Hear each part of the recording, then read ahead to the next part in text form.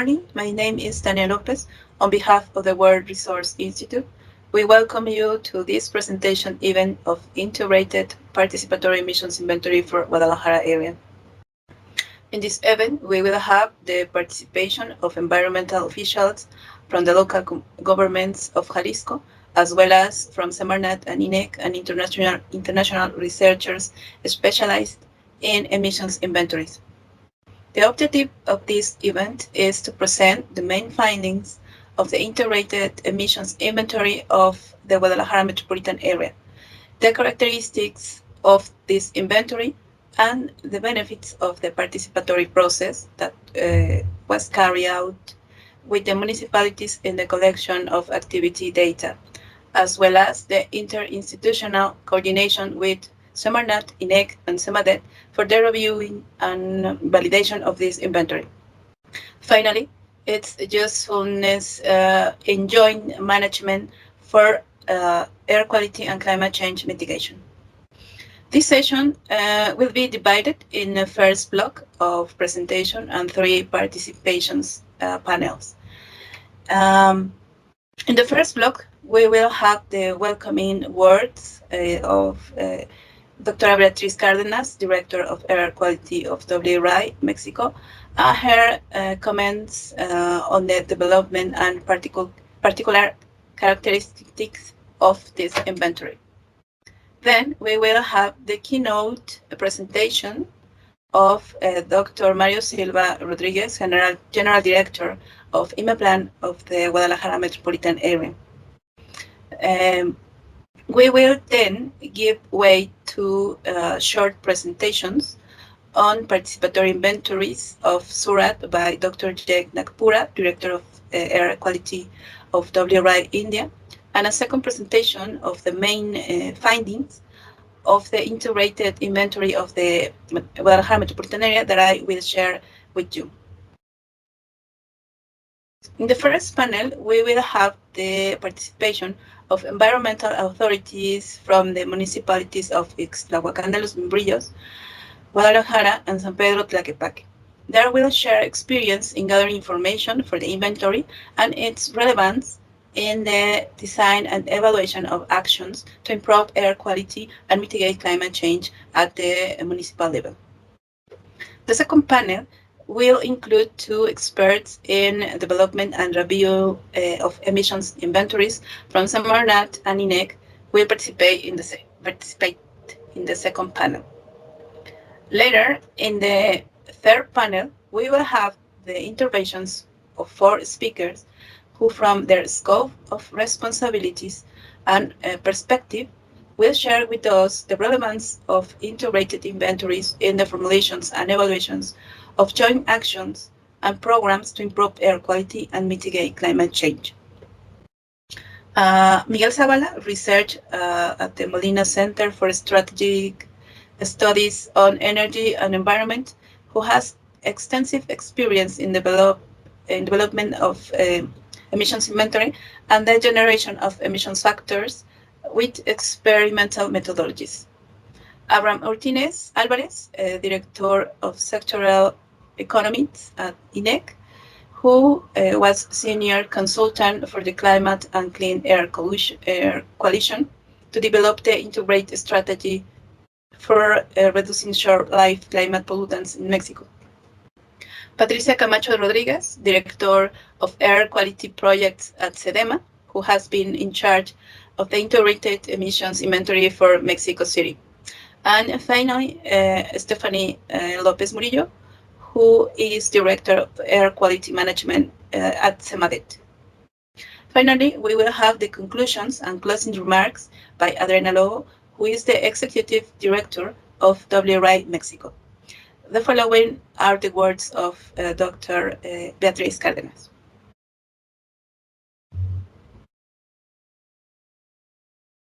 Thank you so much. It is an honor to me on behalf of the whole team, the entire team that participated in this integrated inventory. If you could go to the second slide, please.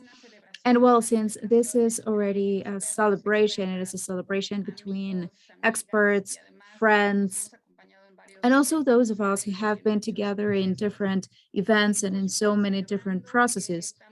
Today, we are celebrating that we are sharing, we are presenting this inventory for the metropolitan Guadalajara area. And Danny already mentioned how complete this event will be.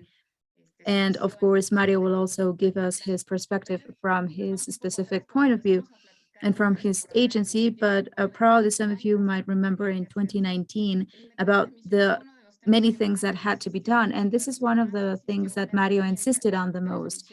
These tool, the emission inventory, is more than having the databases and charts and the pages and having the actual inventory. The most important thing is that this is a useful tool. So if we are concerned about the air quality that citizens breathe in our different cities, it is not enough just to measure, because of course that is important, specifically in the metropolitan Guadalajara area. And yes, maybe we have to make these pieces of information available for all the citizens, but what's also important is to identify what are those sources of emissions in our cities that are issuing what pollutant and who is in that jurisdiction. And that is what an emission inventory can do. You are going to hear this many times, but we really hope that these can stay in the minds of each and every one of you, that this is a participative process. It was not a document that we requested somebody to get done and to get finished with all of the guidelines that it should include, but it was participative even from its request, from its design. And many of the people that you will be hearing from today participated as well. It is also important to mention that in the integration, the data of the different municipalities and cities were collected from those that are in charge of these environmental authorities. So of course we had that participation as well. This is an inventory that we are carrying out from bottom all the way up. And of course, what's more important is that this is an integrated inventory. We are not dividing for example, the different type of pollutants, but instead, this is an inventory that is integrated these two topics. We are just seeing one atmosphere, we see one source of emissions, and we can then characterize what are the pollutants that are issued, whether they are pollutants, toxic pollutants, compound gases, greenhouse effect gases, and mostly when we have these tools, then we can go to authorities, and also the different parts of the population can understand why we have the air that we are breathing, what are those emission sources, and what activities are contributing to that.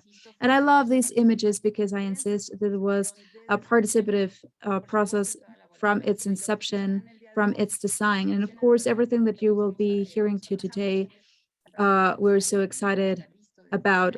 This inventory has been ready since by the end of last year, but we hopefully use that all the municipalities are using it. But we wanted to share this with you, and we really hope that this is just the beginning of many of these types of inventories. Thank you so much.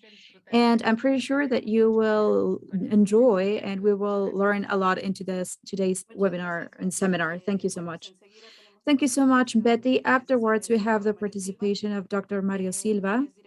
He is General Director of IMEPLAN from the metropolitan area of Guadalajara. He just came back from COP26 in Glasgow, where they had a great welcome in terms of these climate change actions.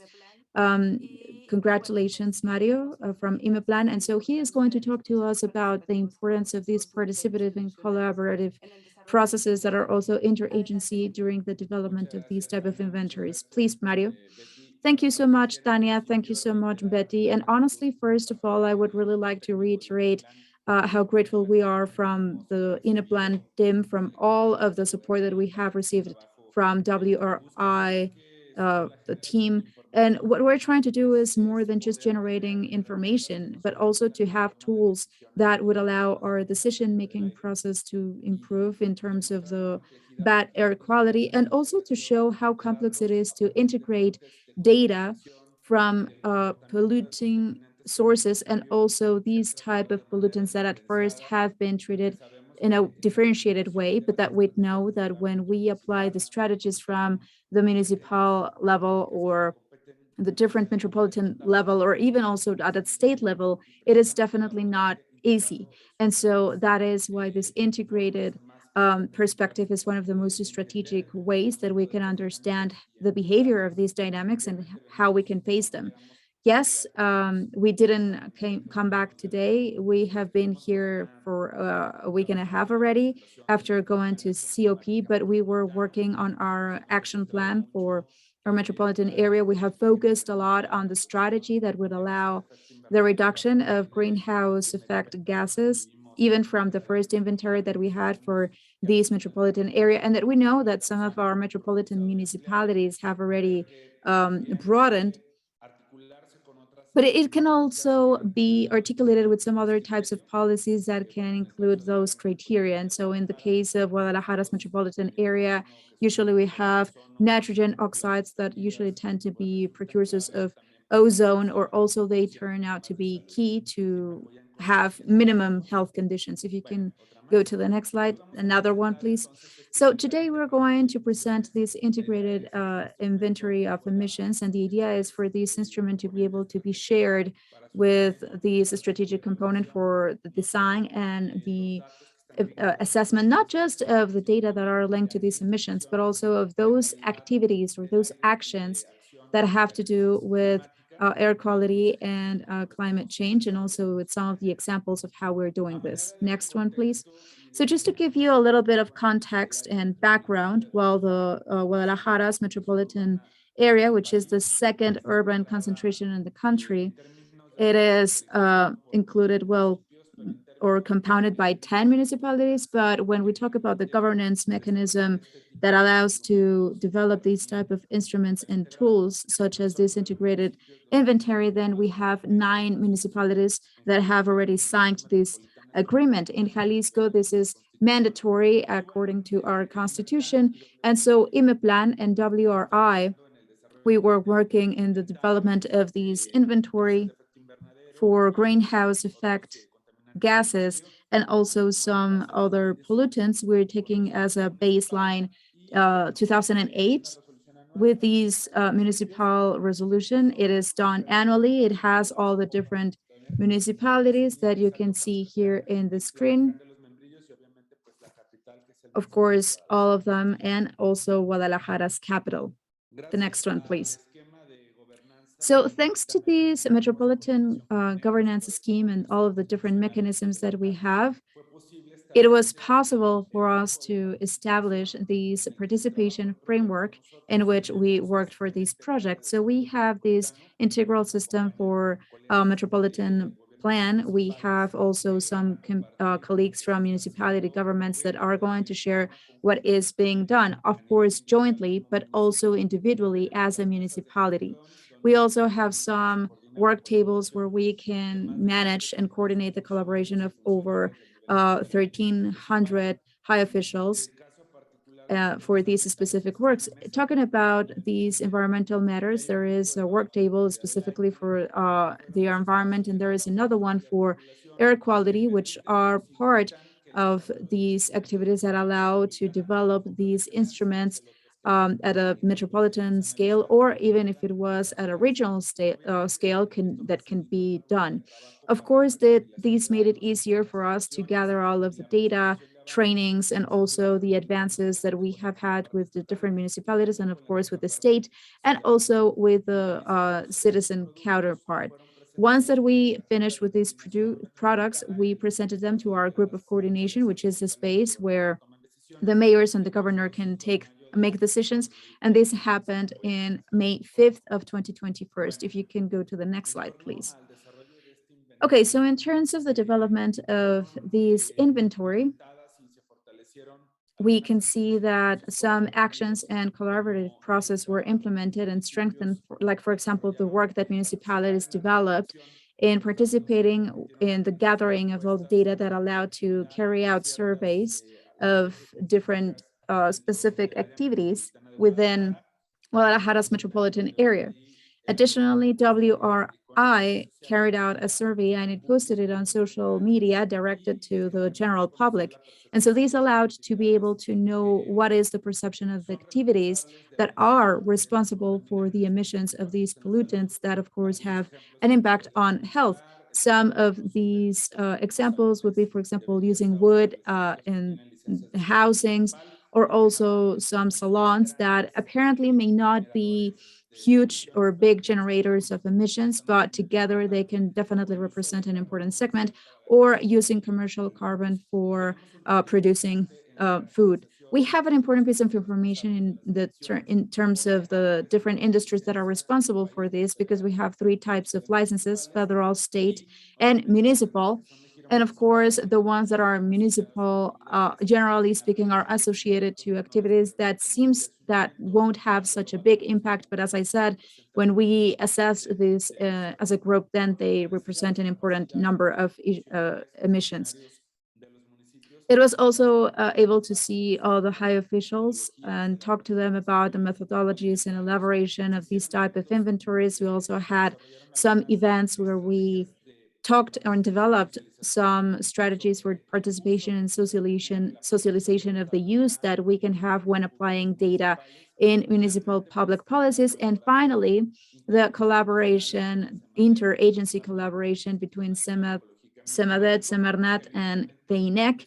That, of course, this is a relationship that has been going on for many years and over the course of many administrations. But whenever we add these components with the metropolitan and also with the municipality aspect, I think that then we have a correct articulation of the different levels that are responsible, whether for the implementation of policies or for the generation of data and also the elaboration of technical instruments in this matter. The next one, please.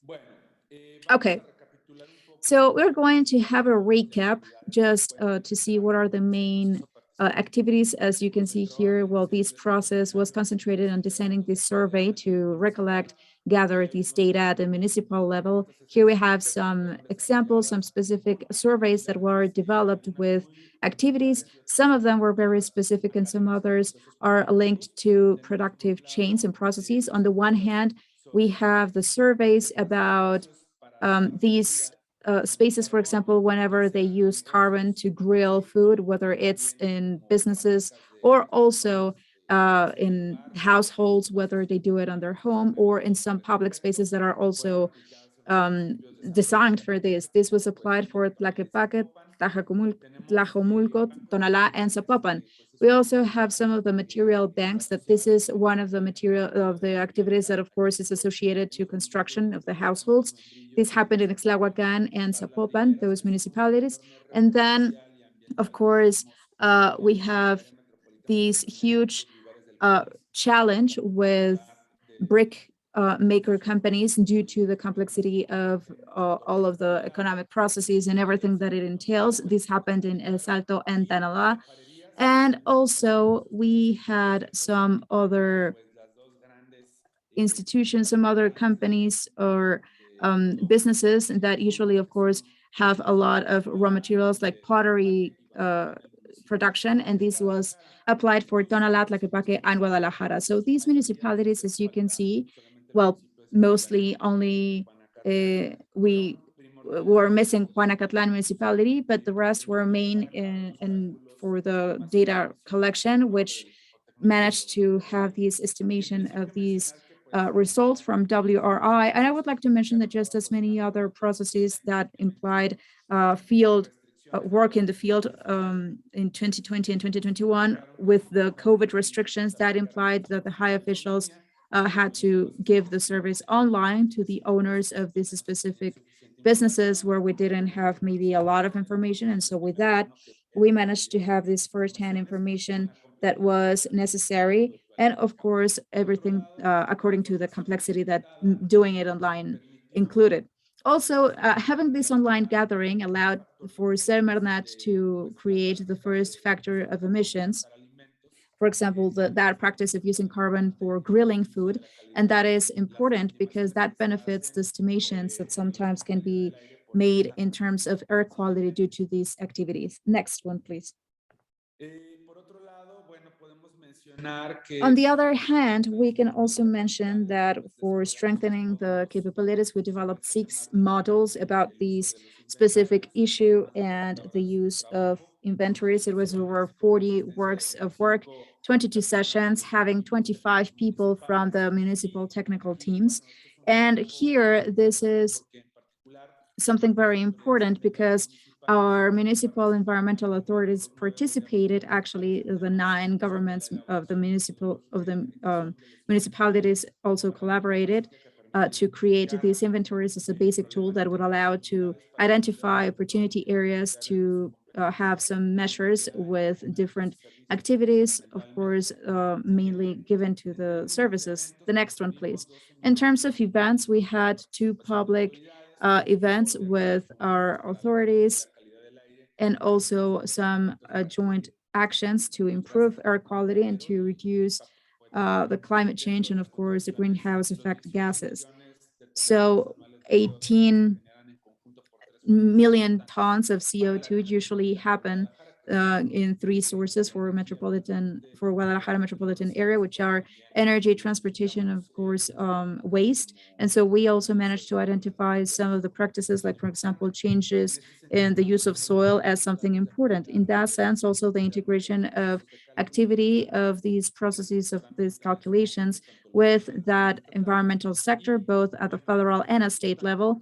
And this is also very important because we carry out some analysis and reviews where we had Semarnat as well as the National Institute of Ecology and Climate Change, INEC. And so this is how we guarantee to have a much more surveilled process. Next one, please.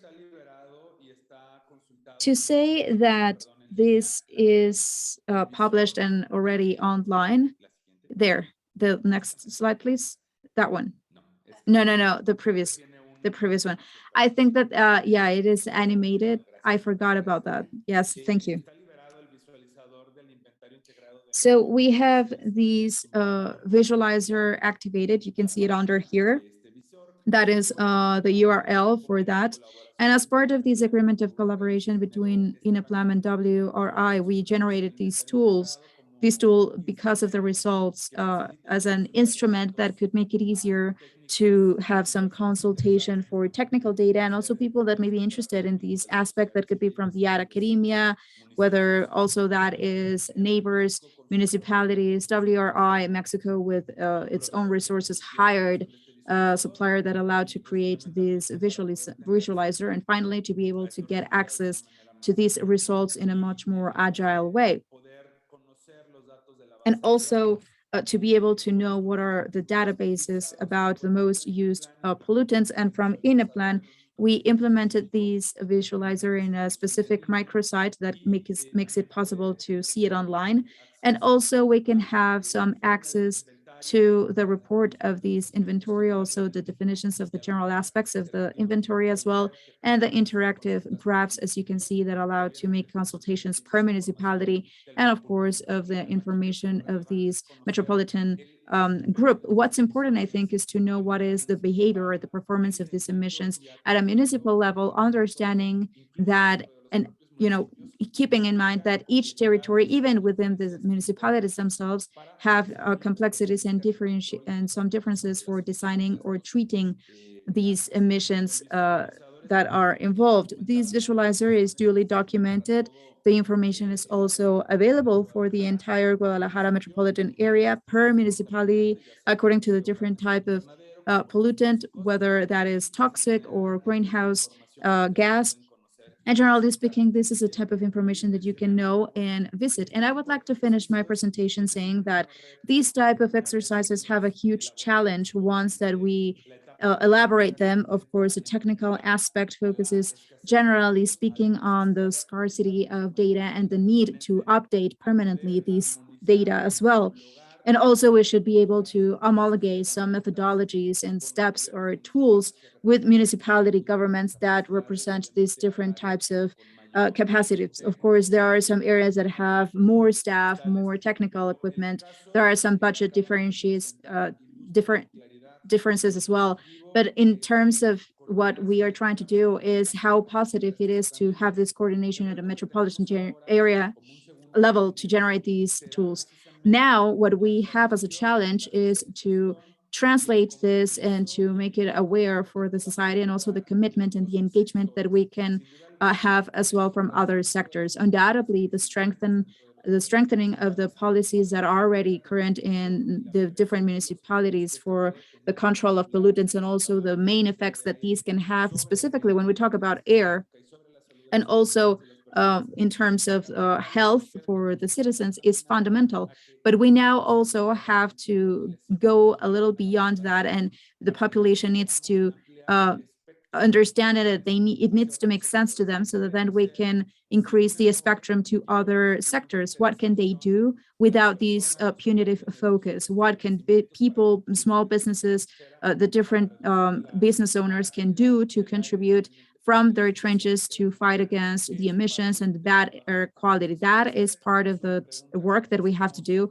That is also, of course, a question that we have to ask at a country level. It doesn't really matter what is the scale of the city, but the generation of these and these different sectors, for example, that we can see as a result in the surveys, that can be replicated in many places, in many cities and metropolis in Mexico. So the invitation is to be able to keep sharing these tools, these experiences, of course, training of the municipality and state staff. That has to be permanent. And I would really like to acknowledge my colleagues, because we know firsthand that even with a lot of issues and scarcities 24/7, they have been able to collaborate with these process. And today we can share this tool. And we really, really trust that we're going to keep this sustained collaboration, not just to increase also the activities, but also to reduce even more these pollutants. Thank you so much. And I will be here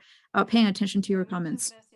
Thank you so much. Thank you so much, Mario. Undoubtedly, there is still work to do, but we have a good first tool that is so important to be able to use as a baseline.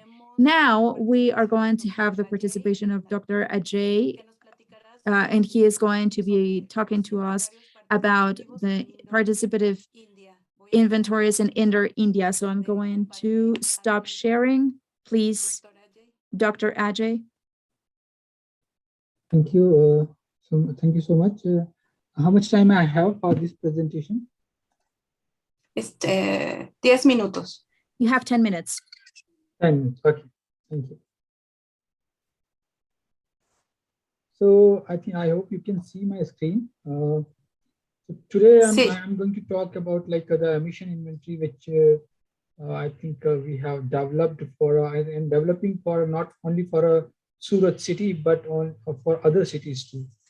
And all of you, I think I just wanted to tell you that that emission inventory which we are trying to develop, there is a that there is a lot of opportunity that that the existing data, if we can use the existing data, we can develop a better emission inventory, and even like a better than the some survey based emission inventory. So first, I think we developed this emission inventory for a Surat city. And as you can see on your screen, that like there are various sectors which are responsible for the air pollution in India, especially the cooking, waste burning, construction, transportation, industry, and the crop burning is the new phenomenon. So for each sector, how I develop the emission inventory at the high resolution level. That what is the problem in India? I think most of the emission inventories are available at that like a state or a country's level, and there if you want like a smallest unit of administrative boundary, like a neighborhood level emission data, you would not able to find it. And now I think my goal is to just not only provide the emissions data, but if somebody is asking like I want to see the real data which you have used, so that I can also provide. So first I'll start with the transportation sector, like how I did the transportation related emission inventory. So if you see any country's census data, like whether it's a Mexico, United States, or any other countries, there are a lot of data are already available on those census data, and we can utilize that. And the map which you are seeing on your screen is only based on the Census of India data, which provide the number of vehicle ownership in each neighborhood. So this type of data we are using at the ward level from the census. And after that, by using this census data and using some survey data, we were able to estimate the vehicle age. I think this would be a long discussion if you really want to understand the method. But the thing is that based on the secondary data, we estimated the age of the vehicle. And then after that, we validated it with the survey data. And what we found, the match was almost, I think, only 10% error. That's the thing. Like, so we use the census of India data and the more some survey data, and we did this kind of analysis, and we found like, yeah, the data match is almost similar. And then we estimated the vehicle kilometer travel and other data based on the census and survey data, and I'm just because of the time constraint, I'm going to discuss the results also.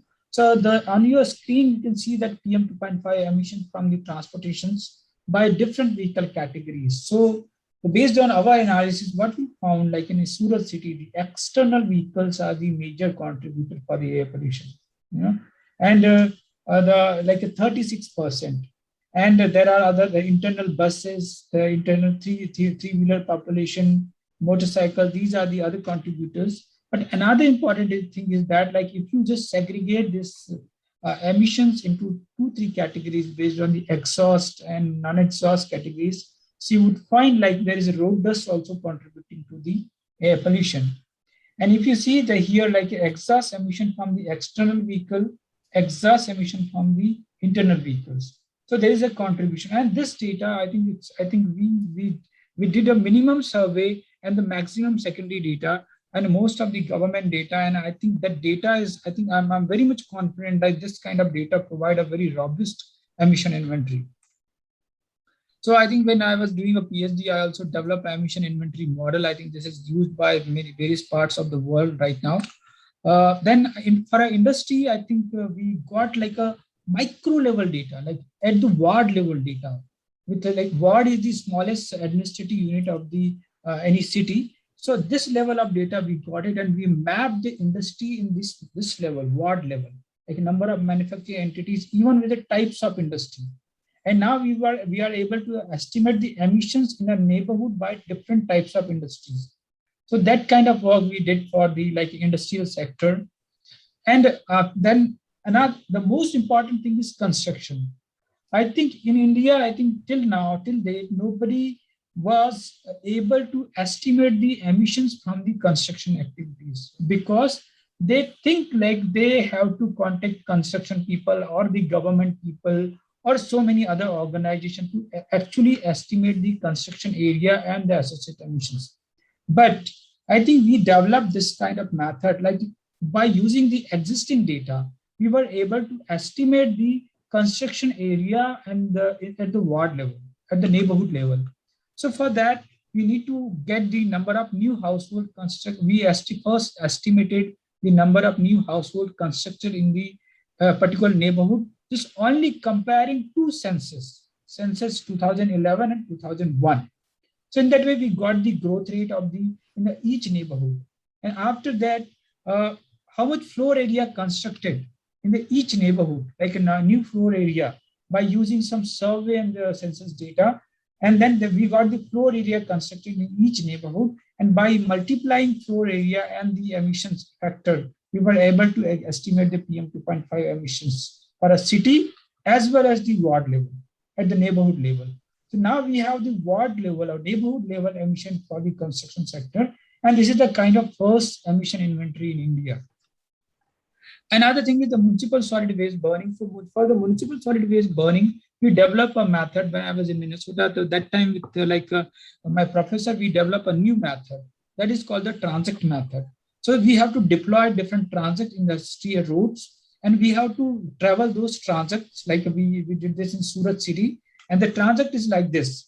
You're walking or using a vehicle and counting number of burning incidents in the both sides of the road. And consider this street length, whatever length you cover is the length of the rectangle, and the both sides of the building depth is a width of the transit. By using the number of burning incidences and the area of that, you would be able to get the waste burning at the neighborhood level. So this analysis, I think, we did for Surat in the Surat city, and this is how like we did this these transit in a different income area, like a high income, low income, medium income areas of the Surat city. And then we were able to estimate the how much waste burning is happening in all these neighborhoods. And we found like a Surat city burn about 2 to 4% of generated waste every day. We were able to estimate the emissions in winter and summer because of the waste burning.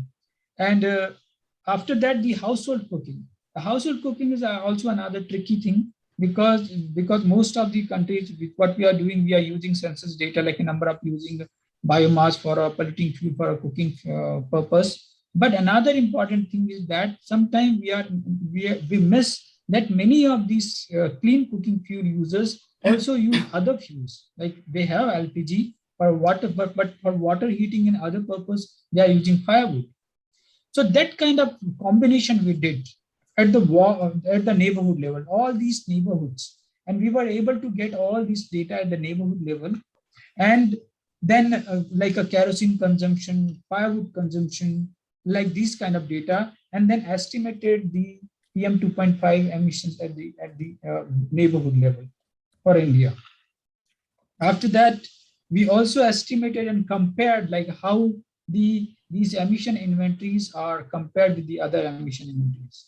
And not only for the India, because now I'm seeing the data of the different countries, and even like Mexico or other countries, they also have a similar kind of data.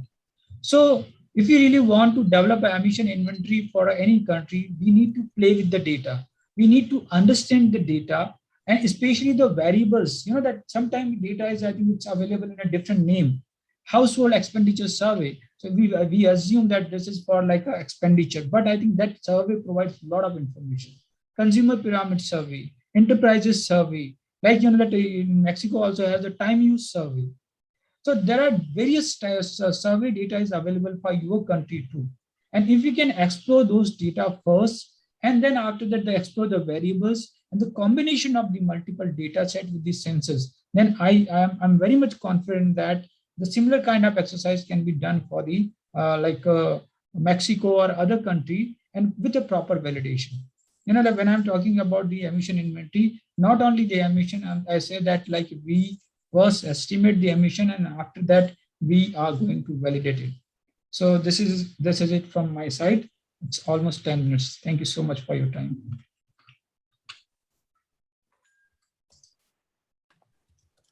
Muchas gracias. Thank you so much, Dr. Ajay. I would just like to clarify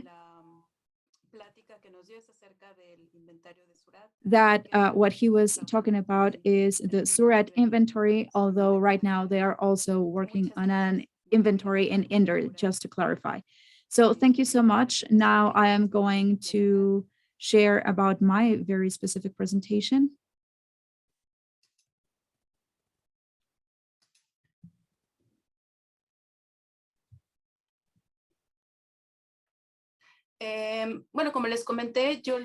Okay, so as I was saying, I'm going to talk to you about the main results of the inventory of Guadalajara's metropolitan area. And first of all, I would like to mention, and I would like to thank also Claudia Barcena's team, because she was the one that carried out these estimations from the information that we integrated at first. And so just a recognition to an acknowledgement for Claudia Barcena's work and her team. Oh, okay, so you are seeing the visualizer. Okay, hold on, let me share this again.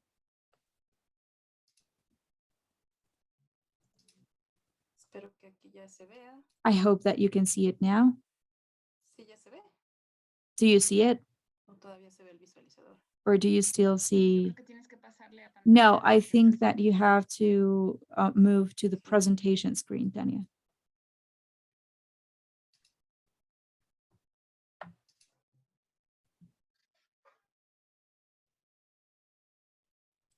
Según yo debe ser esta. Okay, so I think that it should be this one. ¿Aquí se ve o se ve igual? Can you see it now? Or do you see the same? No, no, no. It is good now. Okay, thank you.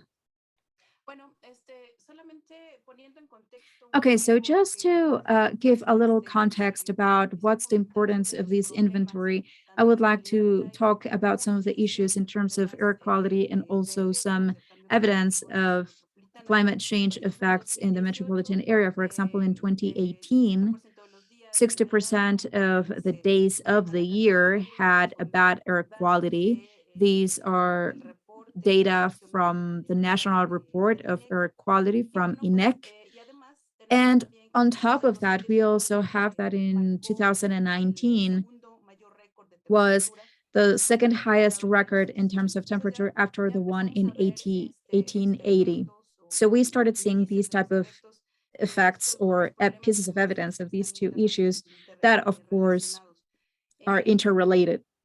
Como efectos inmediatos, por ejemplo, de la As immediate contaminación aérea, effects, for tenemos el example, aumento de for air enfermedades de pollution, we have the cardiovascular. increase of Y como diseases efectos a and largo plazo, pues early tenemos el estrés mortality. And térmico also in the long term, we have the relacionado, por thermal stress in supuesto, the region that is con related las at the same muertes time y con el with aumento de incendios mortality forestales, ya cases and que also with the estos increase incendios of forestales solamente se fires. asocian So, of en el course, aumento de these type of fires o en el are deterioro also related de las to the ciudades, como está viendo deterioration of the air en la quality Ciudad de in the México. cities as it Entonces, has happened bueno, pues in Mexico City. la integración de So estos inventarios the tiene integration sentido por of algunas these razones. inventories makes a lot La of fuente sense de because emisiones a good part of the son sources for las, these aunque emissions are the se same, categorizan de even diferente if manera, sometimes en they can caso de be preguntar cuáles categorized in se a different categorizan way. por Like, área for de example, the emisiones criteria naturales. pollutants, like the types Y en of el caso de los impuestos areas, indirectos etc., and se also sectorizan the en energías greenhouse gas industriales, effects usually tend to be productos per de sector, like alimentación, energies and desechos, also wastes, agricultura y otros usos agriculture, among other that are for the use of soil. pues tiene mucho sentido All of hacer these, esta of course, integración makes porque me a lot of parece que sense when de it buena is mano son integrated, las because as I was mismas. saying, most of the Es sources are the importante same. resaltar que en And el it is also caso de important to las fuentes de highlight emisiones para that la in case contaminación of these se sources for estimaron emissions for criteria siete pollutants, categorías que we después estimated se 7 desarrollaron en categories that at 36 the same time categorías, were que son las que incluyen sub-categorized in metodología 36 different metodología subcategories that are SEMARNAT also included in y the también methodology for es importante SEMARNAT. decir que se estiman And it is also unas important to mention fifty that we 53 estimated categorías around diferentes 50 and de 53 contaminantes source por aire. categories for criteria Y bueno, pollutants. como ustedes ven, para And hacerlo as you can compatible con see las here, just metodologías que to se have utilizan these compatible with the methodologies that we use nationally, se estimaron con the criteria metodologías pollutants were estimated with SEMARNAT criteria, and also compounds and greenhouse effect was according to IPCC methodology 2006. Como les decía, les voy a dar información muy As I was generalizada mentioning, I am going to urbano, give you very porque el general tiempo es lo que nos information limita at a metropolitan level y mis because of compañeros time, de and report also because the pueden, report that ustedes Mario pueden already acceder, mentioned and you can tiene have access información to, it detallada includes the detailed de los resultados information de las of the estimaciones. Aquí results. solamente voy a So mencionar un here I am resumen just going de estos to resultados. Entonces, have to summarize very briefly these eh, results. primero, las partículas, So tanto first of PM all, the dos particles punto cinco PMT and PM2.5, which are the y el volatile amoníaco vienen organic principalmente de las fuentes de compounds, área, como se puede ver en el usually gráfico. come Las from these dióxido de area nitrógeno vienen sources, principalmente de las and fuentes then fijas, que vienen SO2 de la usually industria. comes from the fixed Y sources, el monóxido de carbono y el and dióxido de nitrógeno vienen CO and principalmente de las NO2 fuentes móviles. come mainly from these Más o menos las mobile mismas proporciones sources. que These are nosotros sort of the hemos same visto o que se han proportions that we dado en have otras ciudades. seen or that have También been estimated in some other una, cities that un have significativo parque vehicular y también a que meaningful también tienen vehicle park, una or they also importante have industria dentro del área. a considerable industry production or activity within their area. En cuanto al carbono negro, In terms of se black estimó carbon, también en el that was inventario also que estimated in the principalmente inventory. proviene de It las fuentes de mostly área comes y from these area seguidas de sources las fuentes móviles and y afterwards para from the casi mobile sources. el And dióxido de carbono for equivalente, tenemos por CO2, which sector. is the equivalent Ya que here, esta is información divided se by encuentra en sector. internet y It a su mostly vez come from the tiene energy además el sector, sector and at the de same actividad más time, the activity that contributes the most is the transportation sector. From the information that was generated with this inventory, we can have these type of maps or visualizations where we can see the location of these fixed sources. In these cases, the ones that are in yellow are the federal fixed sources, and in terms of the blue circles, those are the state fixed sources. What we mapped here was SO2, because as I said, this is the one that is issued the most, or its main source comes from the industry. And so we can see that in San Pedro Tlaquepaque, we have two lighter blue spots, and that is because we also have some industries, federal jurisdiction industries that add with a lot of sulfur dioxide. And that, of course, has to do a lot with metallurgy and cement and construction raw materials. So with this, we are just trying to show that the segregation of the information that was carried out in some of the sectors, and that can be a subject of some more detailed analysis, so that then we can have this space analysis. Another sector that also is very important and that Mario already mentioned is the brick maker sector, that, as you have seen, that is in all of the municipalities that are part of the metropolitan area. In this case, what we mapped was the PM 2.5 particles per municipality according to the types of land. Here they are representing the magnitudes of the emissions. And so, as Mario was mentioning, this is one of the most important and relevant sectors in terms of the affected population, because most of the population that is affected is marginal population, or population with low resources, or even some that also are part of these activities are women and children that are highly vulnerable to the effects of this activity.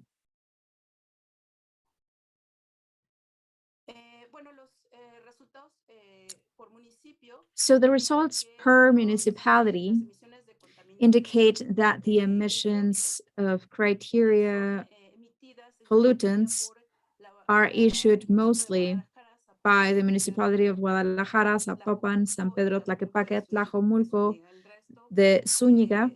The rest of the municipalities have a minor relevance. Here you can see the percentage contribution per municipality for the equivalent carbon dioxide.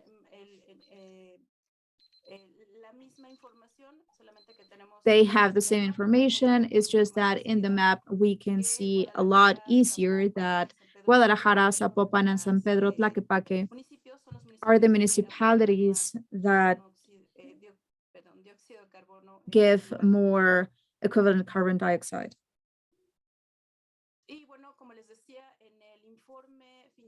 And as I was saying, in the final report, the one that you can access in INEPLAN's webpage, here you will see these summaries per municipality, where we included the percentage contribution according to the type of source. And so these summaries were carried out also for the municipalities with the intention of having that information and to have it faster and easier, just as the main emission sources according to the criteria pollutant. And we would also like to ask you to visit this information. So this is all from me. Thank you so much. Now we are going to move to the first panel, where we are going to have some of our guests here. As I was mentioning, we are going to have some of the municipality authorities. Roberto Baltasar Roman, he is General Director of environment in San Pedro Tlaquepaque. We also have Erika Alejandra Fregroso. She is Chief of Strategic Projects of the Environmental Direction in Guadalajara, and Gonzalo Lopez, who is Director of Environment in Ixtahuacan de los Membrillos. They are going to talk to us about how was their experience in the municipalities when we're gathering this data in the metropolitan area of Guadalajara, and what are the possible uses of the inventory in their actions and programs. So if you would like to start, Roberto. Hi, Tania. Good morning. Thank you so much. Hello, good morning. Okay, so as Mario Silva was mentioning this in his early intervention or presentation, it was an actual challenge for the municipalities, mostly for San Pedro Tlaquepaque, because we know the limitations that we have in terms of budget and also in terms of human resources. However, this new dynamic that was established allowed us to have those to have the reach that we had. And even if we didn't solve everything 100%, we did have the precedent so that then we can solve these afterwards at a government level, and also just with the private sector, so that then we could reach these goals, these big goal to have these inventory of greenhouse gases that represented before and after for the public management, because after that we can have all of our new design for public policies that are now focused on sustainability, so that then we can contribute to the international commitments that have been taking place throughout the years and that we are already part of. Even us as Tlaquepaque, we have joined some more. And so that has allowed us to be avant-garde, at least in terms of the regulations. That is actually what opened these possibility initially to create this planning instrument for the environmental aspect, which is the first one for Tlaquepaque. And that is the one that we can use to add to this metropolitan plan. At least including some actions, and of course, with all of the effort. And it is definitely a challenge, because we, through that, established an action design so that we can mitigate and adapt also to the issues that we identified. It is also true that we have to transform all of the design of the public resources so that we can be more efficient whenever we use them. It is relevant. Relevante is a project that we have in Tlaquepaque, also from all of the results that we have after the inventory, for example, in 2016 for greenhouse effect gases, and also its update in 2018. We have a plan to mitigate these heat waves, as well as all of the issues that are adding to this. Tlaquepaque is one of the municipalities that have or is affected the most due to that phenomenon. And we are almost in the last part of the project. We are identifying the relevant areas and also what's more important to do and how to intervene, and along with a private initiative, we're going to have a project to solve that. It is true that the regulations establishes the criteria already, but we are also or adapting it to the reality that we live in our municipality. It is important to take into account the areas that are going to be included in this area. These are areas that are not recently created, so that makes the application of these regulations a little harder according to the criteria that it include. But we're going to also use some more material so that we can have that model in that aspect. And also I would like to mention that after having that, we decided to include our actions in our first climate action plan, and we actually were recognized by the government through the Ministry of the Environment, and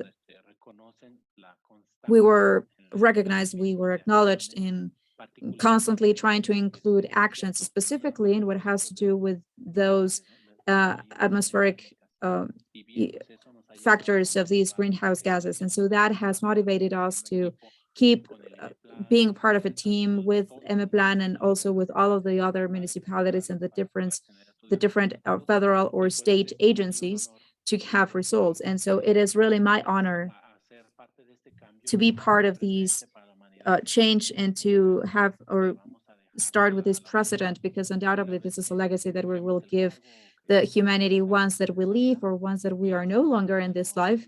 And so that is something that I am very excited about. And that makes me constantly be working on these projects. Thank you so much for the invitation as well. Muchas gracias, Roberto. Muchas Thank you so gracias por tu much, Roberto. participación. Thank you for Y your bueno, participation. inventario no solo va a And servir these para inventory is not identificar just going to be las useful fuentes de to emisiones, identify the identificarlas, sino también sources of emission and va to a servir quantify para them, poder but it is also going evaluar to las be useful acciones so that we que se can realizan en evaluate, los we can municipios assess the actions desde el that Estado. A municipalities are taking continuación, from tendremos the la state. participación Now de we have the Erika, participation of del Erika. municipio de She Guadalajara. comes from Guadalajara Vamos a municipality. participar de láminas, ¿verdad, And Erika? we have some slides, right, Erika? Do you want me to okay, great, perfect. Well, first of all, thank you so much for the invitation. Good morning, everyone. And first of all, yes, I would like to acknowledge the great job from WRI team and in a plan, and also showing that whenever we can have the collaboration from the different agencies and different municipalities, we can have great results. Mostly what we are seeing, I think this is definitely a big step, because this is the first inventory for a metropolitan area in Mexico. So I think that this definitely can set the path to where we're going, especially when we talk about metropolitan areas. I would also like to emphasize in terms of the actions that we have to include, and those actions have to happen today. So I think this inventory leaves that very clear. This is a strategic plan of action for all of the municipalities. In my specific case for Guadalajara, that has become a guideline in terms of where we have to direct our public policies. We have a base with very clear information that shows us right now that we are starting with a new administration, where we have to go with our projects afterwards. We're going to have the municipality development program, where we are going to see the programs, the projects that are going to be the access during these 3 years of administration. And the emission inventory is going to be one of the basis of information that is going to be so important for us to pay special attention to these issues with air quality. Especially Guadalajara is a municipality that is urbanized almost in the 90% of its territory.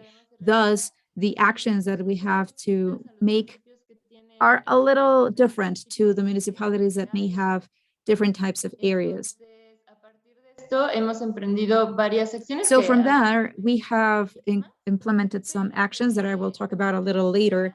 But also, I would like to clarify, well, mostly to emphasize that Guadalajara has signed the Clean Air Declaration with the DC 40 cities network, and also with this emission inventory that adds to our efforts of making or having actions to fight these climate crisis, and also to comply with these commitments that we have.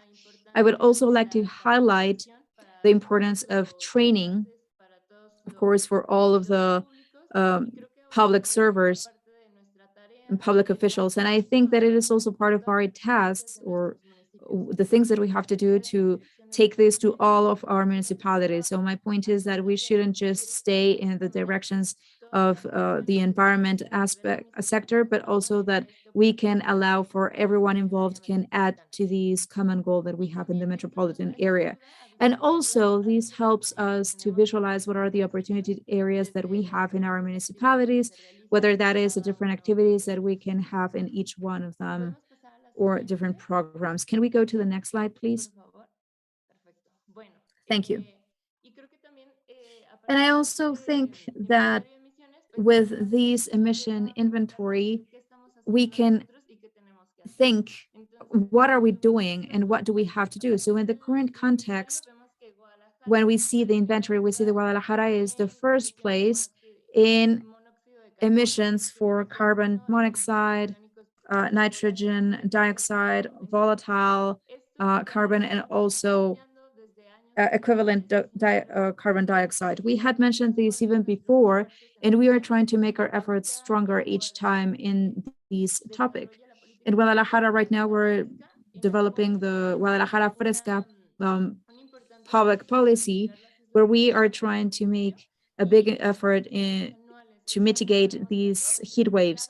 And today, for example, this year, for example, we have planted 21,000 trees, and we're going to increase that amount so that we can also have these mitigation actions and they can allow us to have a more fresh Guadalajara. Of course, we also have the corredores verdes or the green corridors or areas that are now are going to be green areas that are also going to be filters or serve as such.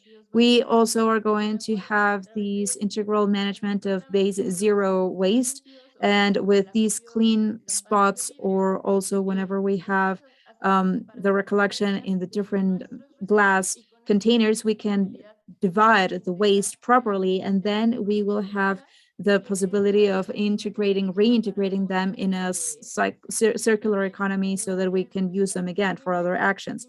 In terms of sustainable mobility, it is important to mention what is the increase that we have had in terms of uh, bike paths, and also we are always trying to allow or let people to use the public transportation, and of course to have a multimodal transportation system. And lastly, as responsible Guadalajara in terms of the energy efficient standards, we are also going to be verifying some of these businesses. So, for example, before we give them their commercial license, we have to verify that everything is aligned according to the regulation. And finally, the actions that also are going to be carried out in terms of environmental education are super important so that all of the citizens from each one of our trenches can add and collaborate to have a better air quality, to also have a better life quality. And so, what actions can we do? Well, first of all, we need to give follow up to this inventory, we need to be updating it. I also think that as municipalities, we have the task, as I was mentioning at first, to um, share this with other agencies in our municipalities, but also to create some campaigns for awareness, for example, for citizens. It is also possible for us to integrate some purchases of biodegradable raw materials in all of the agencies, also internal training, the reception of organic waste, and that is still a project that we're having. And in terms of information, it is also important to mention the platform that we have now, thanks to this inventory, which is so useful, but also as municipalities, we need to also create these information geographical systems, how we're going to be handling that so that it is in our territory and for that to be free and easy and so that everyone can use it. Also, we want to align our internal indicators as municipalities. So just because we have this inventory, we now can have the base for information. And so now I think that this is a task that we have that all of our indicators can also add to our efforts. So, well, this is it from me. Thank you so much for the invitation. Here I'm showing some of our projects, as I was mentioning, Guadalajara Fresh City, planting trees, having a clean spot, and also cycling life is better. And finally, I would like to end with this quote of a book that I was reading, and it says, "This is a matter of creating a city. This implies to reconquer the already urbanized spaces, rehabilitating, requalifying, recreating these public spaces, and doing that with the citizens that are present, co-producing a city." And I think that that's exactly what we're doing today. We are co-producing a city. We are doing this from our different areas, and most of all, we are restating how we can build cities. Thank you so much. Thanks to you, Erika. Yes, this inventory has the intention of triggering all of these type of actions. And as I was mentioning as well, to be able to also use that in possible next updates so that we can see if this is a policy that is efficient and um, useful. Now we have Gonzalo Lopez. I think that we have your presentation over here, Gonzalo. Or are you going to be projecting it? Is it this one? Yes.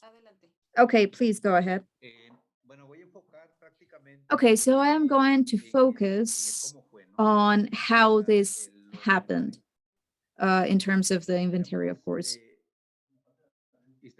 Membrillos tenemos 18,400. So in Ixtlahuacán de los Membrillos, we have 18,431 hectares as a surface, out of which 2,183 are incorporated to a protected natural area. The next one, please.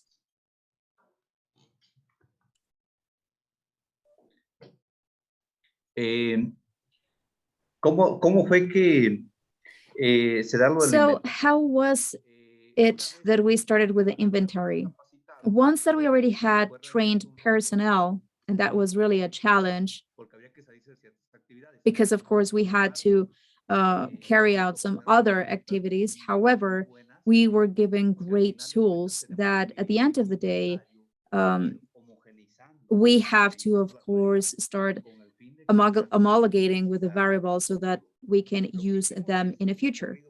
So what we did was that we went around the entire municipality trying to identify the fixed sources, the local ones, as well as the mobile ones.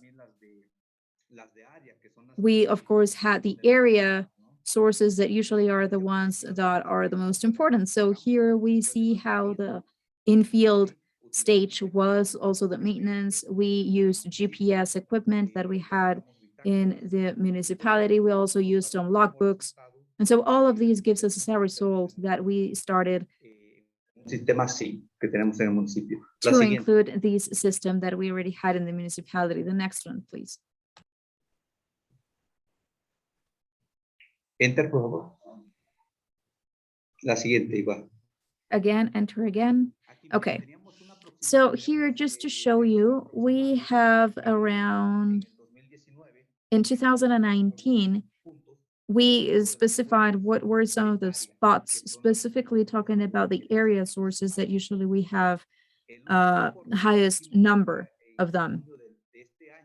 By the last part in June of this year, we already had part of these data from the inventory, and we saw these results in the map that you can see there. So now we already have this mapping of how we can have the different businesses from the different industries. And what was the goal here? We have a traffic light or a color code of what are the companies that we visited. And so we can see which are the ones that are complying with the regulations. And if maybe they are not, then we can give that a follow-up and we invite them to become compliant. So with this, we have a file.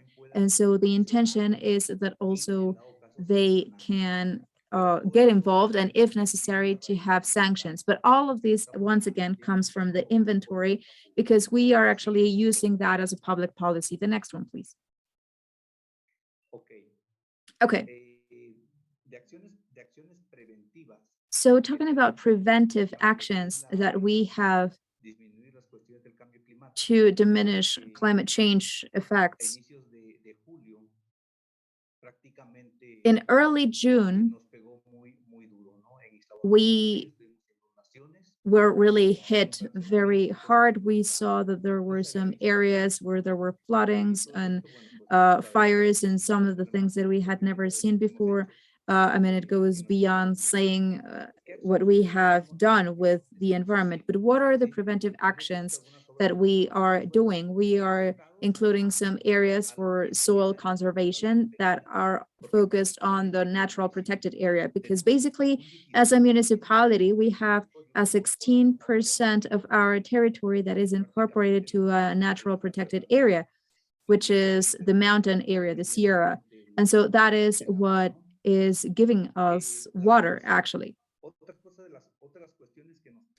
The other thing that we have affectations, of course, are the forestal fires, the forest fires. And so we can see how our municipality started having more of them. Why? Because we have a lot of green areas, a lot of these forest areas. And so what we are doing is to have these preventive actions where we are trying to have these famous black lines that is using fire against fire, and it actually turned out well.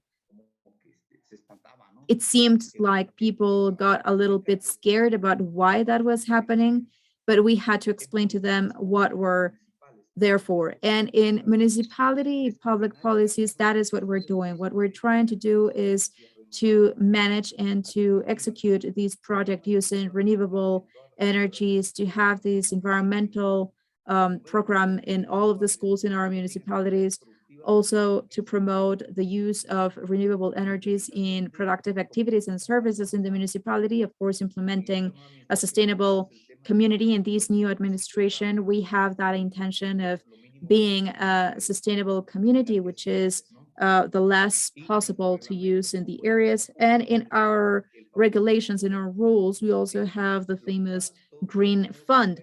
So all of the money that we can gather from these sanctions to companies have to go to that green fund, and that is going to be used for a sustainable project. So any person or any institution can also go to the municipality to present a sustainable project. And if we deem it feasible, then we can use this green fund resource. That basically this is money that we're getting from the sanctions or the penalties. And yes, it can be important. The other public policy that we are also going to start is having incentives in some of the taxes for citizens that, for example, use electric or hybrid vehicles. We are going to include that in our income budget or law.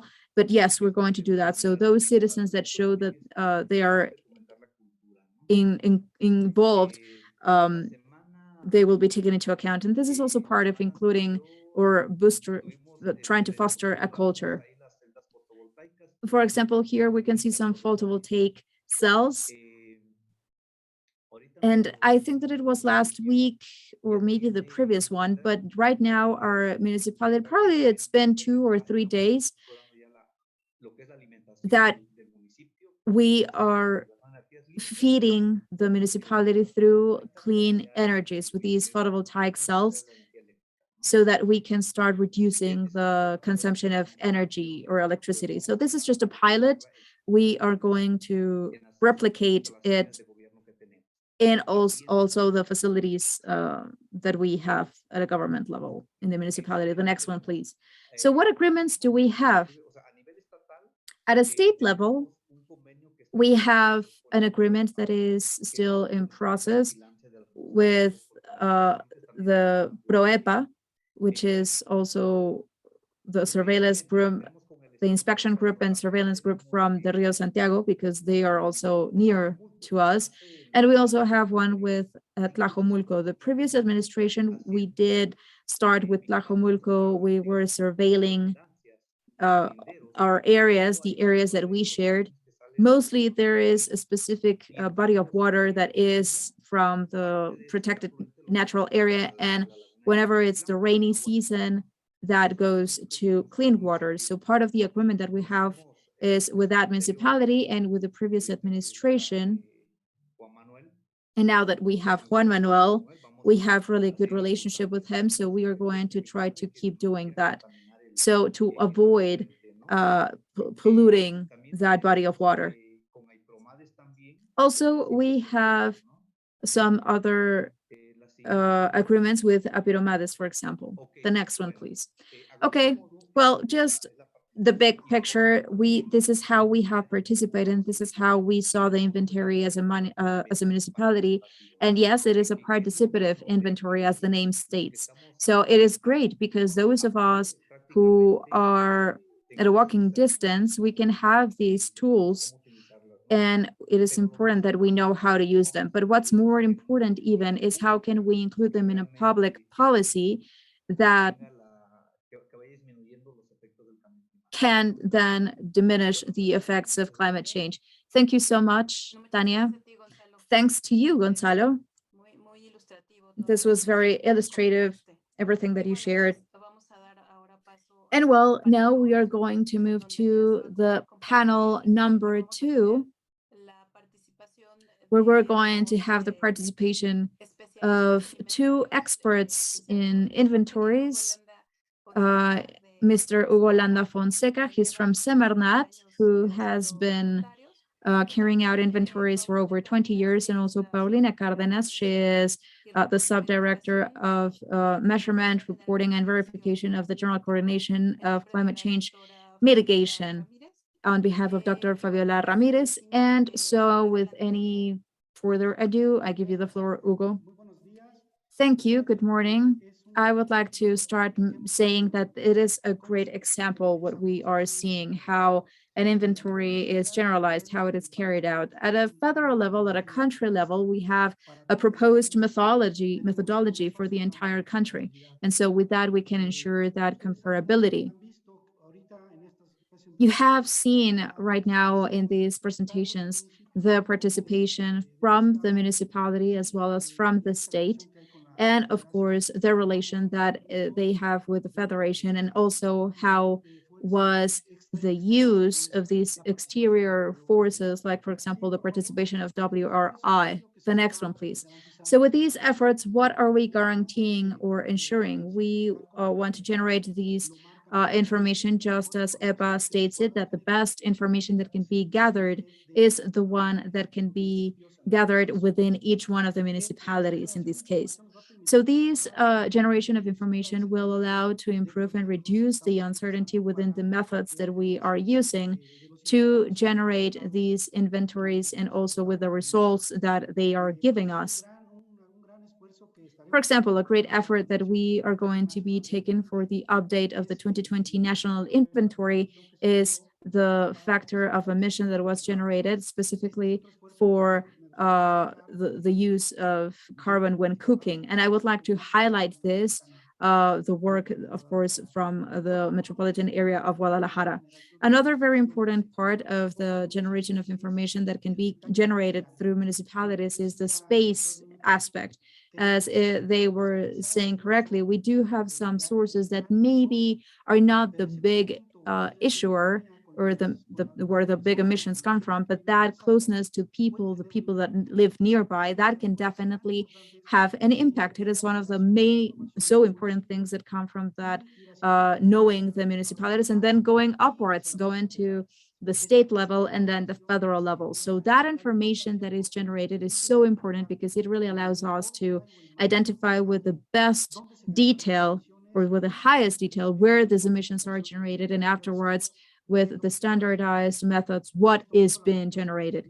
And this is not just useful for environmental policies, but even for health policies. So that is part of the huge importance of this work that right now we are checking about the generation of these and the participation of the municipalities. As you know, these inventory of emissions in any state or company or country can be formed with 3 jurisdictions, which is municipality, and I think is so important to generate all of this information, and the state level with the state sources, and the federal level with the federal sources that usually contribute with a very high amount of emissions. Something important that I would like to say is that each municipality will have their inventory under these characteristics. And something also very important is, for example, the mobile sources.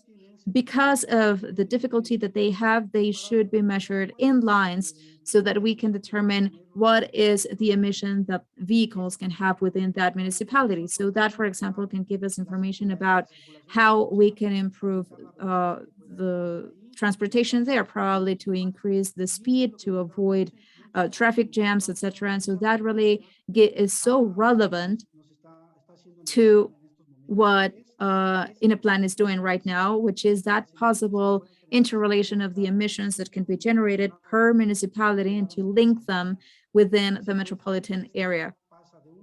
If you see, then we go from a piece of information that is at a municipality level to a piece of information that turns into a metropolitan area. and then to broader data that can allow us to make some other decisions, regulations, plans, or projects on a high scale, among some others. And that is why I highlight that the information that you gathered in this case is so important.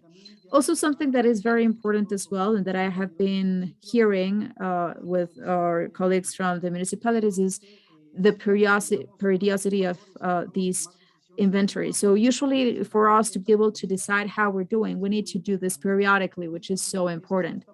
And that is also established in the general guidelines for the country.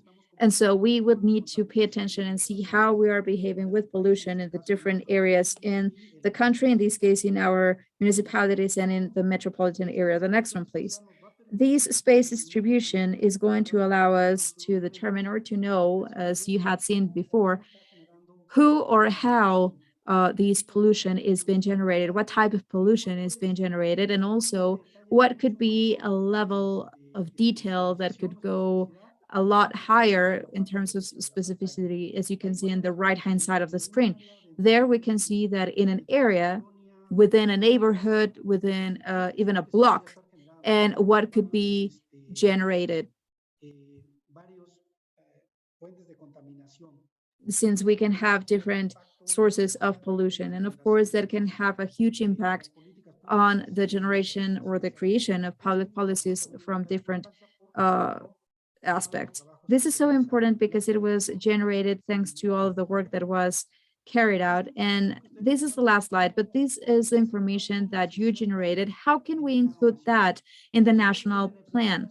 If you see here at the national level, what we included here is just a visualization of the INEM, which is the National Information System, that allows us to see the types of pollutants, states, municipalities, metropolitan areas, according to the type of source, how pollution is behaving, and what could be, how comparable can that be. As you see, this is the same methodology, but the detail that you have achieved really improves this very importantly to that detail of emissions that you generated. And this can be the huge interrelation with other municipalities, with other states, and even at a national level. I would even dare to say that we could even be able to compare two methodologies and results that the United States and Canada are using as our trade partners. So this is what I wanted to share with you. Thank you so much. And please, Dania, go ahead. Thank you so much, Hugo. It was our pleasure to have you here. And we will then move forward with the participation from Paulina Cárdenas. Please, Paulina. Thank you. Yes, likewise. Thank you so much for the invitation. My participation is also going to be brief. And yes, just as Hugo was mentioning, local inventories have a huge importance so that we can improve those calculations at a national level. The development of local inventories, specifically for greenhouse emission gases, allow the population to make them more accurate, for example, and by using also the data of activities from the first source, that is those that are generating in the municipalities and in the states. Some of the attributions that can generate these emissions are usually locally.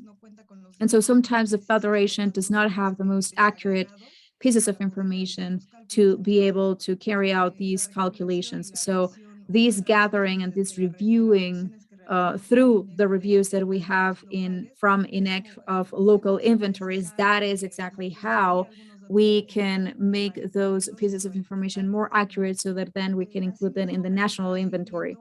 Also, I would like to talk about some of the actions, follow-up actions that are in charge of the local governments, so that then they can use resources and efforts, specifically talking about the key sources, that is the ones that contribute the most to the local inventory. So in this case, the federation sometimes can support technically, because that is an attribution from the federation, from the INEC specifically, to support them on that specific aspect.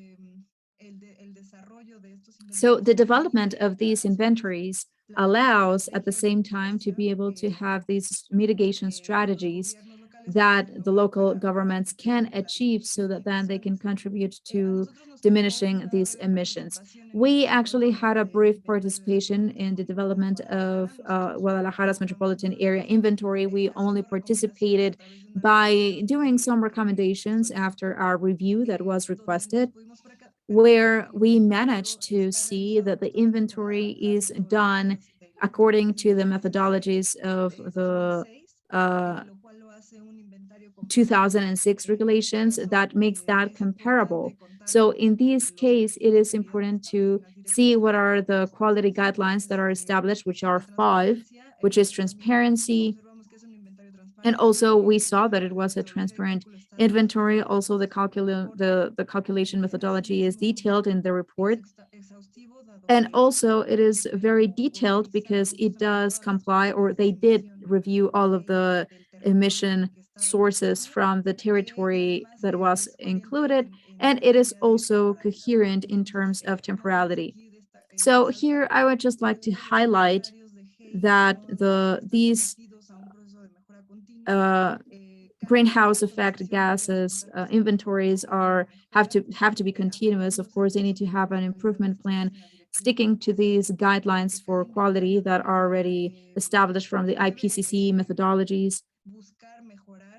The intention, of course, is to try to improve favorably in the terms of the estimations that it does or it carries out. And just to finish, we really consider that this is an example to the local inventory future projects, because of course this is a pioneer for the gathering of activity pieces of information, also the activation of methodologies, applying these adequate emissions according to the state, the area or the space that has been studied. So we really think that this has been a great work, and we would really like to keep moving forward with all of the strategies that have been discussed in this project. Thank you.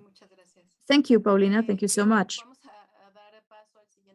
Okay, so we are going to go to the next panel. We are a little bit short of time. So in this panel, we have four speakers participating. We have Miguel Zavala. He is researcher from Molina Center. We also have Abraham Ortiz. He is economy director at INEC, and also Patricia Camacho. She is a project director for air quality at SEDEMA, and also Fanny Lopez Murillo.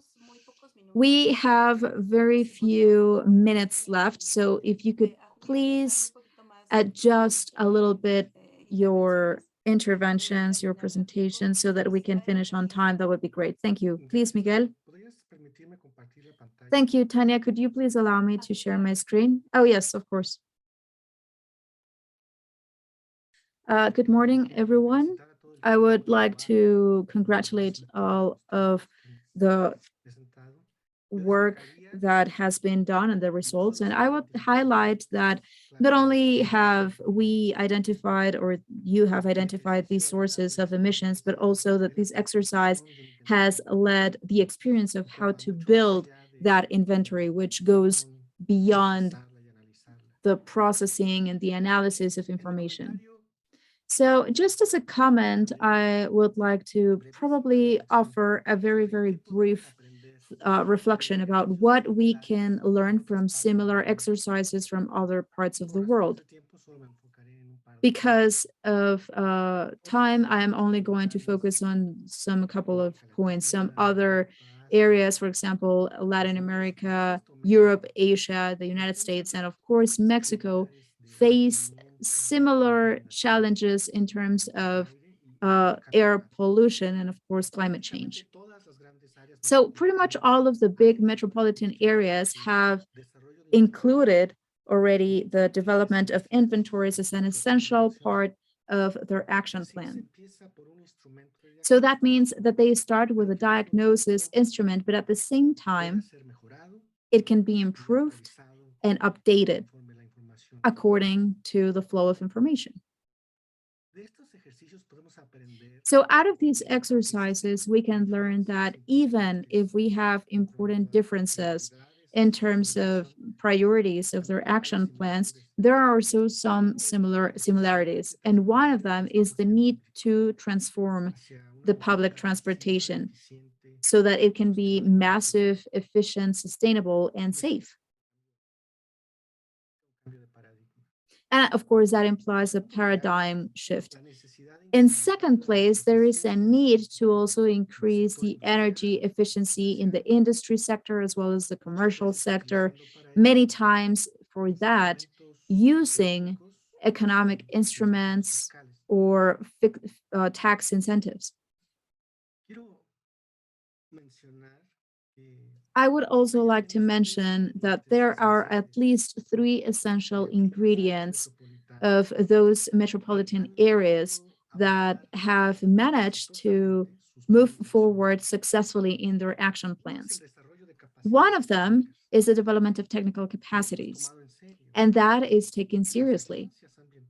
So, environmental agencies have professional staff in terms of these technical requirements, and they also have an adequate number. They have created these critical mass of specialized personnel, whether that's for inventories, for monitoring, for analysis.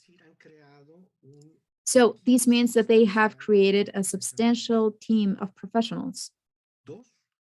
Number two, they also allocate important resources for the creation of this infrastructure that is needed, and of course, its maintenance. And also, there is a legal framework that can be having real consequences, of course, if people do not comply with it. And at the same time, it's flexible enough to be updated and adequate if necessary. And number three, there is a transition of punctual leadership from specific people towards strengthened institutions. And so these institutions are, to a certain extent, free of these political winds, so to speak. And that allows them to have mid-term and long-term perspective. So this is also necessary because in the practice, just as robust environmental institutions, we can have also the previous points. And so, of course, that leads me to the last idea that I would like to mention. And that is that in Mexico, there is a special opportunity so that we can use the synergy between the federal, regional, state, and municipal programs at a local level. And I am so pleased to see today's presentations because that is the inventory, an actual example, a real example of how much can be earned by collaborating between agencies that have different jurisdictions. But now the challenge is to keep and strengthen those bridges of collaboration by having a long-term mentality. So that is what I wanted to share. And thank you so much for the invitation once again. Thank you so much, Miguel. Okay, so then now we have the participation. I don't know if from Abraham, Patty, who would like to share, to keep going. Por favor, no, para Okay, nada. yes, no, please go ahead, Patty, please. Yes, I had some slides. And also, we would like to ask the audience to wait a little bit. We know that our time is up, but I'm pretty sure that these last participations are going to be very enriching. Yes, thank you so much, and congratulations to the Guadalajara metropolitan area. I believe that this is a huge advance to carry out this type of inventories because they have already mentioned, right, over 50 categories of area sources. So it's a huge work of estimation of emissions. So congratulations for having these inventories because they are a fundamental tool. Cities, of course, have different tools such as monitoring systems, also applying rules and regulations and programs, etc. But the emission inventory is fundamental for carrying, elaborating these programs for the public policies to know what is the benefit, the co-benefit of fighting against climate change and improving the quality of air. And that allows us to carry out a lot of activities to locate these sources, also to have some simulation of scenarios, also to evaluate and to have those measures because, of course, we have to include those climate action plans. So Mexico City is carrying out inventory since 1990, and in 2006, we integrated toxic pollutants as well as criteria and uh, greenhouse gas, greenhouse effect gases. And apart from reporting to Semarnat so that we can have that comparison among states in the country, that also is useful for us to be able to compare to other international cities. And so with that, we have also been awarded some prizes. We are some of the best cities in terms of climate change. And I would like to also mention that we have just published our inventory 2018. If you want to see it, that is in our webpage. The next one, please. And so in order for us to have these inventories, that allows us to talk about climate change and also its transversality with the quality air. Some people already talked about this, but these topics are transversal. We share these sources, we share pollutants, the short life pollutants, and of course, creating actions in terms of quality air. We have some co-benefits or vice versa, as you would like to see it from the each one of our perspectives and our topics. So in these contexts, I would like to mention these aspect of having already a definition for the ozone uh, penalization, and that is a short life pollutant in Mexico City. We have that issue, and this turns to be a secondary components. So that is that it is formed afterwards, and so what we see is that it has a little bit more impact the climate change on the generation of ozone. And it has been established, and we have documented a climate penalization for ozone. So that is how are these concentrations increasing? Well, that is through these changes of climate, the changes that we see in the patterns of the wind, the increase of temperature, and they don't necessarily have to do with the air quality, but instead they have more to do with the climate change aspect. It has been estimated that between 2 and 12 parts per billion of ozone are now because of climate change. The cities that have issues with these type of secondary pollutants, of course, need much more efforts each time so that we can have these integration of these sources, how we can tackle and reduce these emissions in both pollutants, both the short life ones as well as the greenhouse gases. And finally, and just for me to be brief, these inventories are fundamental in the environmental management for us and for many cities. This is the basis for the climatic plans and also for improvement of those plans and also for the evaluation of the actions that are stated there. Of course, we have to see what is the benefit for each one of them.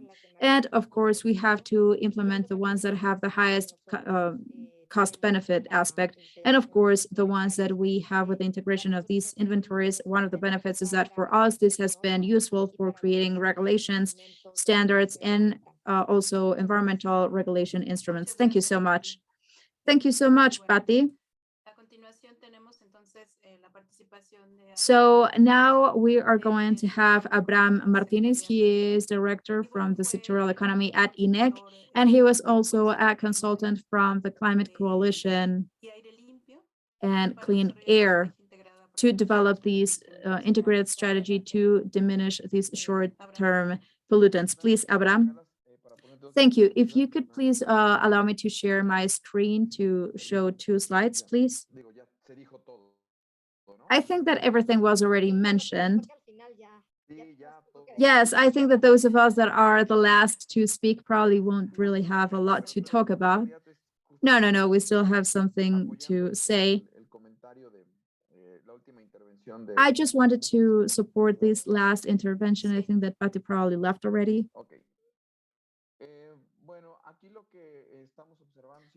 Okay, so what we are seeing is Mexico, right? Are you seeing that picture of the country? Yes. So it has to do with the same things that Patty was mentioning in her last intervention, and this is what we are seeing in these climate aspects. Of course, these climate changes, the increase of temperature, the sea levels, and everything along with the increase of the temperature in the central area that is leading us to some of the effects that we're going to be able to classify, as Patty already mentioned, in terms of air quality that could make the conditions worse in the metropolitan areas. And so this is one of the things that have already been documented. And this is something that, of course, is coming and is emerging. And we have to have some strategies, just as the ones that we just heard. And of course, congratulations to our colleagues and all of you, because that is on that same direction, the way that we can see this integrated policy. Now that you are seeing it here, all of these elements that you are generating in the case of Jalisco state, that has been very clear, that path or that direction that you're taking in terms of integration. We are also doing it as well. And of course, we would like others to do it as well. So Jalisco is already doing it. Some other entities, we are interested in also being in these integral vision of this calculation, for example, for healthcare, etc., and also in terms of air quality. The intersection, and Patty already mentioned it as well, these climate pollutants of short life are the elements that are definitely going to favor this discussion that we have about the 1.5. So joint actions to avoid temperature increasing from increasing globally, but also the effects that it can have in terms of health, of course, climate and air quality, as well as ecosystems. And something that we have not really talked about a lot, but we mentioned it a little bit when we talked about the emissions, is how that can impact crops. For example, Jalisco, and we mentioned that, what happens whenever there is an increase of ozone, whenever there are some other pollutants, what happens with productivity, for example, from the tequila areas or the sugarcane areas. That could definitely be relevant, and that can be also important locally speaking in terms of pollution. But of course, with the impact from the climate, there is not going to be rain, so crops will be affected. And on top of that, we are having ozone, which is a climate pollutant that at the same time can have that impact on the productivity on agricultural systems. I am not going to dig deeper, but generally we have to see all of this from one general picture. And so that is why these inventories are going to have relevance. Once again, we will really want to congratulate you from INEC, also my colleagues from INEC and Summernet did it. And we are very, very interested in supporting and participating in these type of efforts that are being made. Thank you so much, and greetings to everyone. Thank you, Abraham. And well, finally, we will have the participation from our fourth panelist, which is Fanny. I don't know if maybe you are around there. Hello, Tania. Yes, I am here. Thank you very much. If you will allow me. Yes, of course. I think that as Abraham mentioned previously, I think that yes, everything was already said. I would just want to highlight the importance and the utility of these tools. I believe that at a metropolitan area, we have a tool that sometimes when we have so much technical information from so many different sources, so many information about the characteristics of the pollutants or its dispersion, its nature, it can be a little overwhelming when we make decisions. But the fact that we have now an integrated tool where we can also see a little bit more of these pollutants, and that also they represent a risk to health, but also the other ones that we know that have these huge impacts in terms of climate change. We see that in just one tool altogether with one visualizer that allows us to know where the problem is.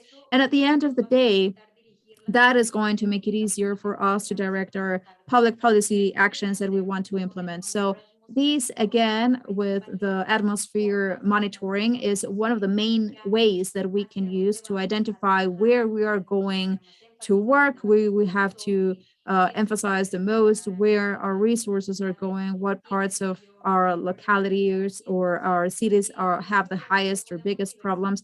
And so we can also diversify that with some other types of monitoring that we have already, specifically in the metropolitan area. There are some projects that, for example, we have like local universities to integrate information from these artificial intelligence systems. So these inventories that are already mentioned, and then now to start really evaluating these co-benefits that we could have from all of these implementations. What allows us as well to do with these tools? Well, first to locate where the pollution is coming from, who are the main actors that are carrying out these emissions, and also along with the atmosphere monitoring, we can integrate that in the territory. There is something that has been done for, not just for the metropolitan area of Guadalajara, but also in Jalisco. We now have located where we would have to work on more agendas that have to do with the control of emissions or the protection to the health of the population. The metropolitan area, everything that complies the south area, we have most of the population in poverty situation. And of course, we have most of the brick maker companies, a lot of agricultural burnt situations. So we have some of those things going on there. And additionally, we could have better strategies if we integrate all of these tools. So, what else can we do? Well, we are also working, integrating all of these inventories, including this one from WRI that we worked in coordination with Semarnat. And also, that is very important for us to have those validations nationwide with Semarnat and also with the experience that from INEC, and we can trust the information that has been generated so that we can locate that in some program. So right now what we're doing is that all of this information, as was mentioned from all of the available inventories, now we are integrating that so that we can identify these sources, the, for example, the mobile sources, integrating the data from the vehicles. For example, we know that we have a vehicle verification that gives us a lot of data from the engines that are circulating. And this, on top of some other programs, allows us to know what is the density of pollutant concentration. And now to be able to integrate all of this information so that then we can see where we're going to be activating a contingency. And due to the pollution levels, now we can know what are those industries that need to be surveilled as well. What are going to be the groups that we are going to have more specific campaigns from the Ministry of Health? That is something that we also work for the winter programs, as Roberto was mentioning. And at the end of the day, this is a joint uh, work. We need to have all of the three levels of the government and also the citizenship and also the institutions like WRI that in this sense worked on this tool. And of course, we would really like to invite you to use all of this information about the municipalities, because afterwards we will be updating these contingency plans. And so that is going to make this tool be able to be used to know what is going on our territory. So that would be it from me. Thank you so much. Thank you so much, Stephanie. And lastly, we have some closing remarks from Adriana Lobo. She is the executive director from WRI. Please, Adri. Thank you so much, Tanya, and thank you all so much to everyone. To us, it is honestly a pleasure, and we're so proud to be working uh, with this degree of collaboration. We are very sure that the environmental issues and its solutions will happen through joint efforts like this ones, and also through trying to improve the air quality. And of course, we need information that is information of quality, like the one that has been generated. And also, we need the collaboration of so many agencies and government institutions as well. So we see that as a very unique inventory because it is integrated, because it is participative, because it also has a participation where most of these estimations are included. And also we have had strengthening in the capabilities. And so we believe that is also so important that we can build again with a transparency and having an easy access to the results. That is one of the many collaborations that we have had with Imiplan and also with the metropolitan Guadalajara area. And as part of the monitoring review, it is also for us possible for us to see the collaboration from the government of the state and also the resources, for example, from WRI. Another one of the particularities is that the results are not just in a spreadsheet because that is more complex, but instead we have that visualizer that integrates quickly in a friendly way all of the data from the inventory, and that allows to save time and effort on top of contributing to the transparency and accountability through open uh, data and with the possibility to download those data. So we also had some online programs as part of the complement actions so that we could give all of the people involved the knowledge to use as best as possible the inventory, as well as to let them know about the importance that it has and also how it can be used for the decision-making process. So with that inventory from the Guadalajara metropolitan area, they are an avant-garde that can definitely even be compared to many cities in Spain. And also we have the capability to protect the health of its population. That is honestly what's important, to have that possibility of having these pieces of information and take action so that then we can protect, for example, children, also senior citizens, and also people with not enough resources that usually are the ones that are most affected. On the other hand, the population will make it possible for us to know what the resources can be used and where they can be used, and also becoming active people so that we can solve this issue of air quality. And we would really like to pay attention to our associations and our collaborations in air quality that will also talk about topics that could be of your interest. Once again, thank you so much to all of the team, the Beatriz, Tania, to each and every one of you. Thank you so much with IMAPLAN, with Semarnat, with INEC.